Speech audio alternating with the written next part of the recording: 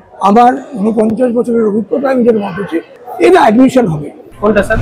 আচ্ছা, আলটিমেটলি এটা কার দিকে আঙুল তুলবেন? পর্ষদ, রাজ্য সরকার, শিক্ষা বিভাগ, মুখ্যমন্ত্রী বলেছেন ব্যতিক্রমী চাকরি যারা পোস্ট তৈরি করেছে তাদের বিরুদ্ধে সিবিআই তদন্ত হতে পারে, হেফাজতে নিতে পারে সিবিআই। উনি যার পয়সায় মায়া পান, বিচারপতিরাও তার পয়সায়, পাবলিকের পয়সা। ঠিক আছে, সুতরাং বিচারপতিরা কার পয়সা মায়না পাবার না, প্রশ্ন আঙুলটা নিজের দিকে চলে যায়, তুমি কার পয়সায় মায়না। বিচারপতিদের দিকে এ ধরনের ব্যক্তিগত আক্রমণ করা এই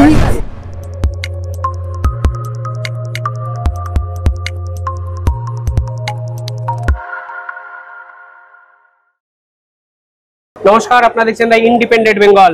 আমি শিবম। কলকাতা হাইকোর্টে নজিরবিহীন রায়ে চাকরি গেছে প্রায় 25,000 জনের বেশি। এই রায় পর্যালোচনা করে কিভাবে দেখছেন আইনজীবী মহল, এই নিয়ে কথা বলতে আমার সঙ্গে উপস্থিত আছেন আইনজীবী পার্থ সারথী সেনগুপ্ত। স্যার, কিভাবে দেখছেন পুরো এই রায় এবং সমাজ পুরো যদি বলা হয় নড়ে গেছে? রায়টা আমার মতে, আমি যখন প্রথম রায়টা শুনলাম, একই সঙ্গে আনন্দদায়ক, দুঃখদায়ক এবং সত্যি কথা বলতে গেলে বেদনাদায়ক নয়, লজ্জাজনক। তার কারণ এই রায়ের ফলে আনন্দদায়ক কেন, এটা দেখিয়ে দিয়েছে যে বিচার বিভাগ আর মেরুদণ্ড কতটা শক্ত এবং যে কোনো অন্যায়ের সামনে কিভাবে রুখে দাঁড়াবে। দুঃখজনক কেন, এত লোকের চাকরি গেল, তাদের টাকা ফেরত দেওয়ার অর্ডার হয়েছে। দুঃখজনক আর লজ্জাজনক, কারণ এর থেকে আমরা জানলাম যে কি অনাচার চলছে আমাদের রাজ্যে। বাঙালি হিসেবে আমাদের মুখটা ছোট হয়ে গেল, এই জন্য লজ্জাজনক। সুতরাং এই রায় একসঙ্গে আনন্দজনক, দুঃখজনক এবং লজ্জাজনক।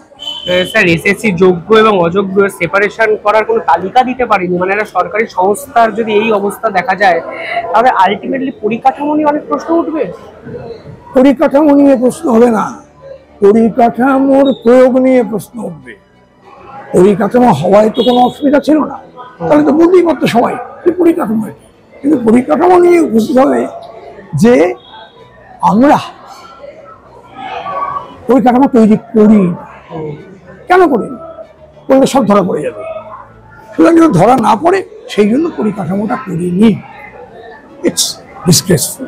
স্যার, আপনি কোনোদিন ভেবেছিলেন একটা পরীক্ষা দিয়ে তার নাম্বার কেউ জানতে পারবে না, ওএমআর শিট খুঁজে পাওয়া যাবে না, এত হাজার চাকরি প্রার্থীর ওএমআর শিট পর্ষদের কাছে নেই?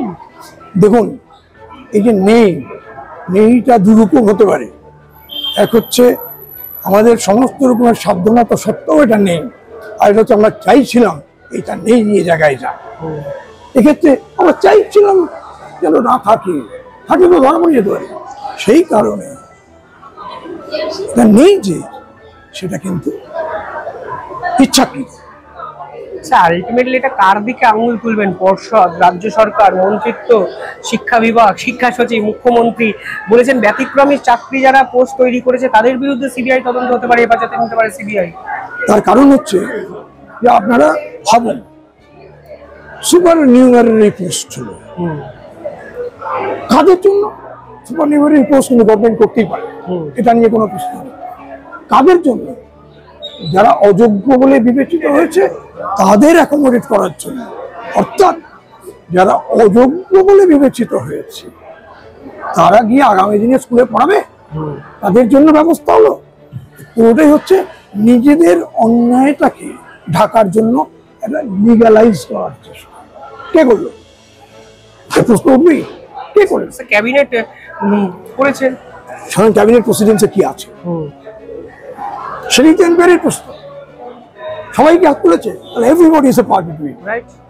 কেউ কি আপত্তি করেছে জানতে হবে। তাহলে প্রশ্ন হচ্ছে কে আপত্তি করেছে, কে প্রস্তাব করেছে, সবাইকে বাইরে আসতে হবে। এত কিছুর পরও মুখ্যমন্ত্রীর সিদ্ধান্ত ছাড়া তো ক্যাবিনেট পাস করতে পারে না, পারে না। সুতরাং আমার প্রশ্ন হচ্ছে সেইখানে যে খুব লজ্জাজনক পরিস্থিতি। আমি এর চেয়ে বেশি বলে দিয়েছে কোর্ট এই টাকাগুলোকে ফেরত দিতে হবে। ভাবুন দেখি, দুটো জিনিস, যারা চাকরি করেছে টাকা পেয়েছে, আজকে তাদের পক্ষে এই টাকাটা আবার ফেরত দেওয়া কতটা কষ্টকর, কারণ এরা কেউ লাট সাহেবের বাড়ি থেকে আসে, কিন্তু কোর্টেরও হাত পা বাঁধা।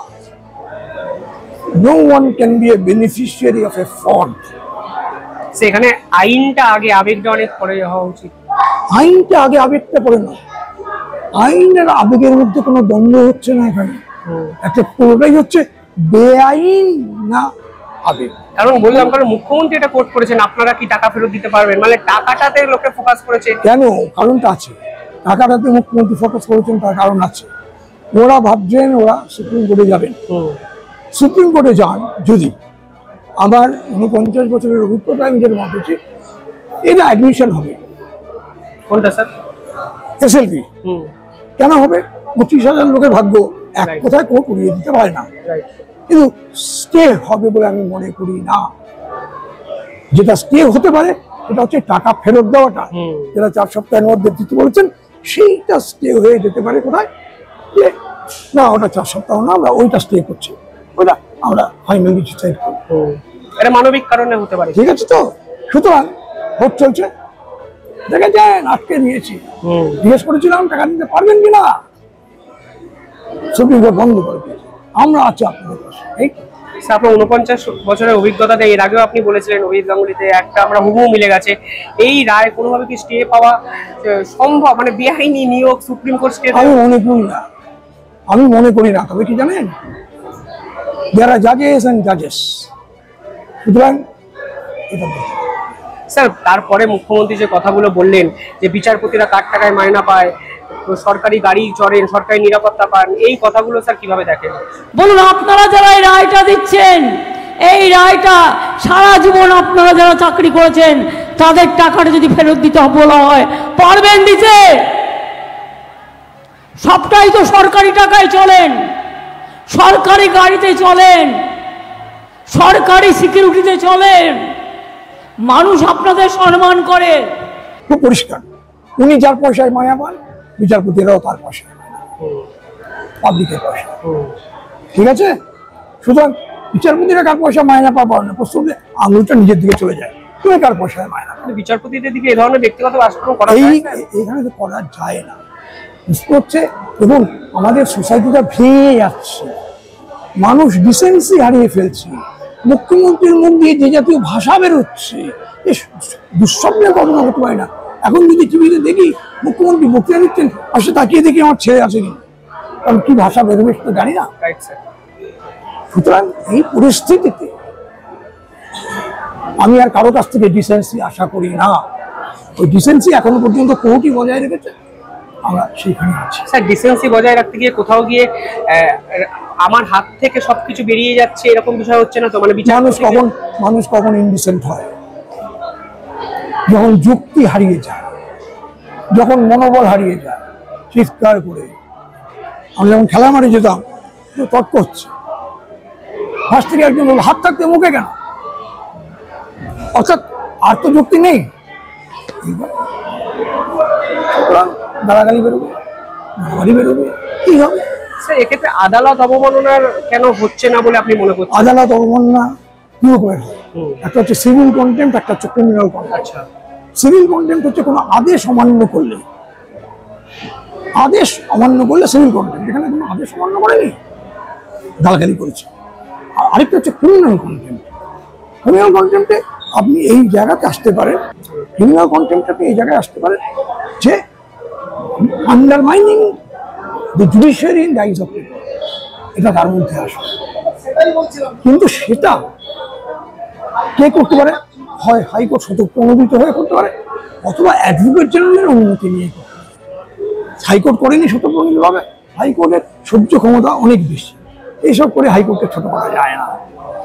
আর অ্যাডভোকেট জেনারেল কোনো অনুমতি দেবেন না, স্বতঃসিদ্ধ।